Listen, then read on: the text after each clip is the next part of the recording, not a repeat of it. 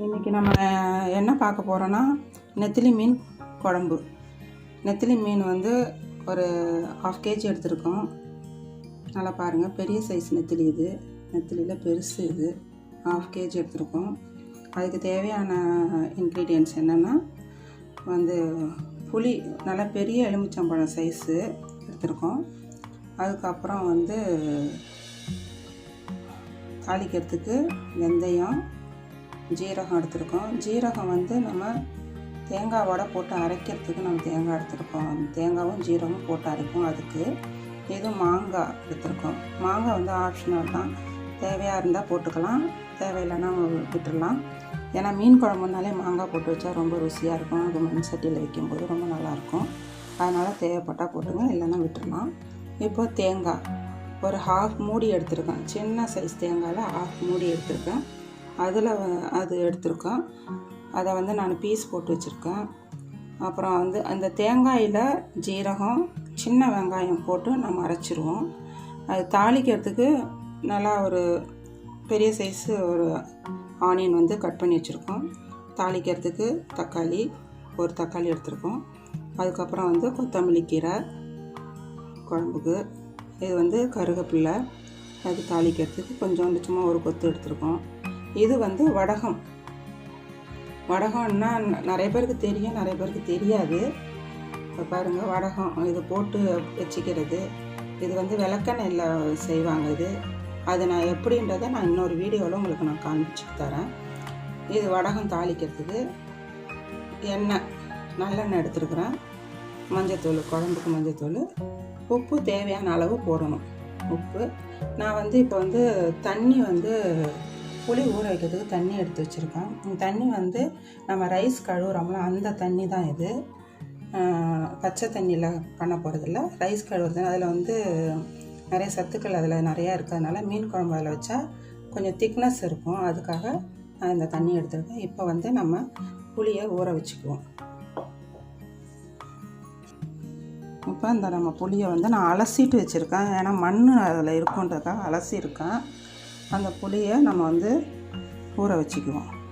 அந்த அரிசி களைஞ்ச தண்ணியில் போட்டு இது ஒரு 5 minutes ஊறணும்.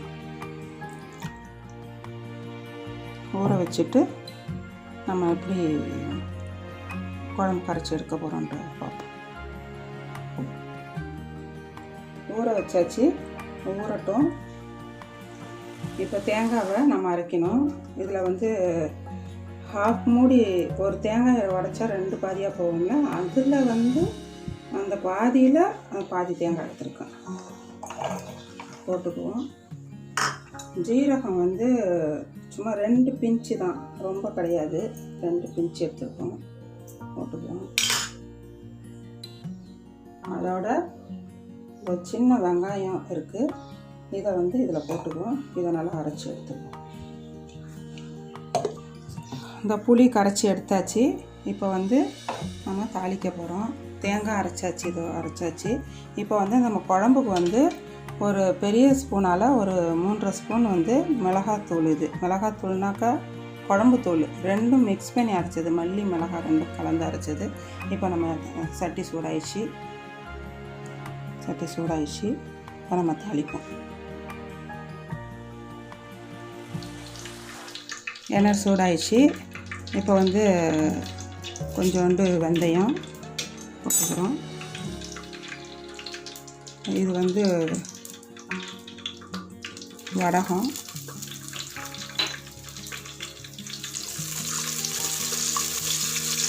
நல்லா பொரியட்டும்.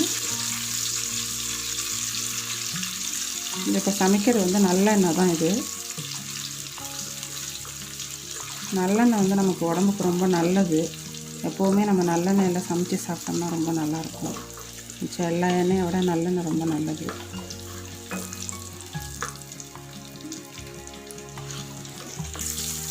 வடகம் வச்சிருச்சு. இப்போ ஆனியனை போடுவோம். அது நல்லா தவறுற வரைக்கும் வதக்குவோம்.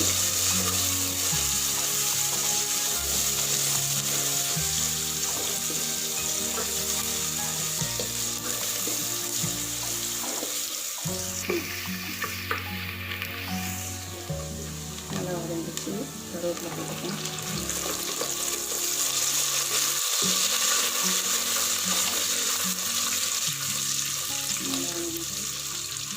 அடுத்து தக்காளி போட்டுக்கலாம்.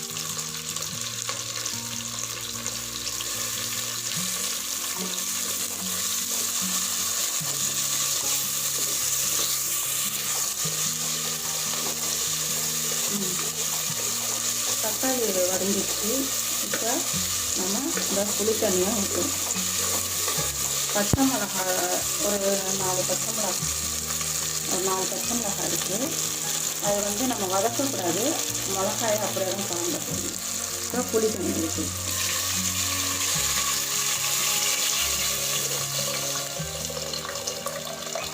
அடியில் கொஞ்சம் இதாக இருக்குது, அதை நிப்பாட்டி.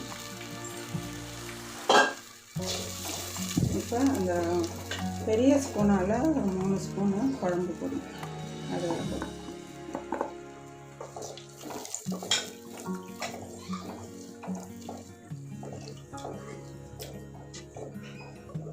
கொஞ்சோண்டு ஆல்ரெடி இதில் மஞ்சள் போட்டு அரைச்சிருக்கோம். இருந்தாலும் அது மீன் குழம்புன்றனால கொஞ்சோண்டு மஞ்சள் தூள் போடும். கட் பண்ணி கீறி வச்ச 4 பச்சை மிளகாய். குழம்பு வந்து இது கொதி வந்தோடனையும் தான் மாங்காய் போடணும். மாங்காய் போட்டுட்டு மாங்காய் ஆஃப் பாயிலில் இருக்கும்போது நம்ம வந்து மீன் போடுவோம். தேங்காயும் ஒரு கொதி வந்தோடனே தேங்காய் போடணும். முன்கூட்டியே நம்ம தேங்காய் போடக்கூடாது. இப்போ இது ஒரு கொதி வரட்டும். இப்போ நான் ஒரு கொதி வந்துருச்சு, கொதிக்குது, எடுத்துருச்சு. இப்போ வந்து நம்ம இந்த தேங்காவை போட்டுடுவோம்.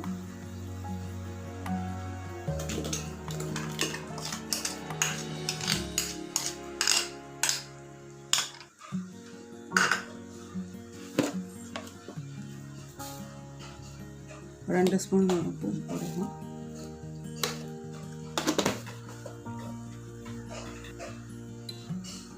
இந்த நம்ம கட் பண்ணி வச்சுருக்க மாங்காய் பீசஸை இதில் சேர்த்துருவோம். இப்போ இது ஆஃப் பாயில் ஆனவுடனே மீனை போட்டுருணும். இப்போ இது கொஞ்சம் ஆஃப் பாயில் ஆகட்டும். நம்ம கொத்தமல்லி போட்டுருவோம்.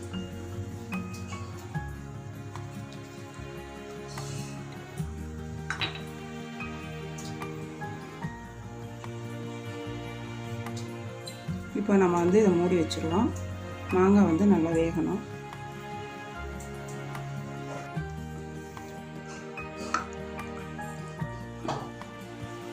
இப்போ மாங்காய் வந்து ஆஃப் பாயில் ஆயிடுச்சு. பார்ப்போம். ஆஃப் பாயில் ஆயிடுச்சு. இப்போ வந்து நம்ம மீனை போட்டுடுவோம்.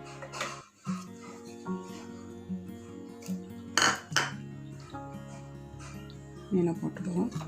இப்போ ஒரு 5 மினிட்ஸில் மீன் வெந்துடும். அது 5 மினிட்ஸ் ஆகட்டும், வேகட்டும். இப்போ நம்ம மூடி வச்சிடுவோம்.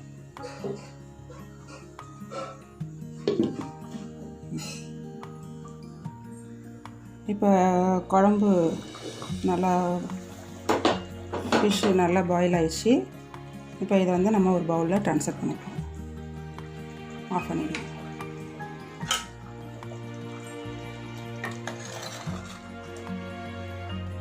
இப்போ பாருங்கள், நெத்திலி மீன் குழம்பு ரெடி ஆகிடுச்சு. சுவையான நெத்திலி மீன் குழம்பு ரெடி. இதை செஞ்சு சமைச்சு சாப்பிட்டு பாருங்கள். சாப்பிட்டு பார்த்துட்டு நல்லா இருந்துச்சுன்னா கமெண்டில் சொல்லுங்கள். தேங்க்ஸ் ஃபார் வாட்சிங்.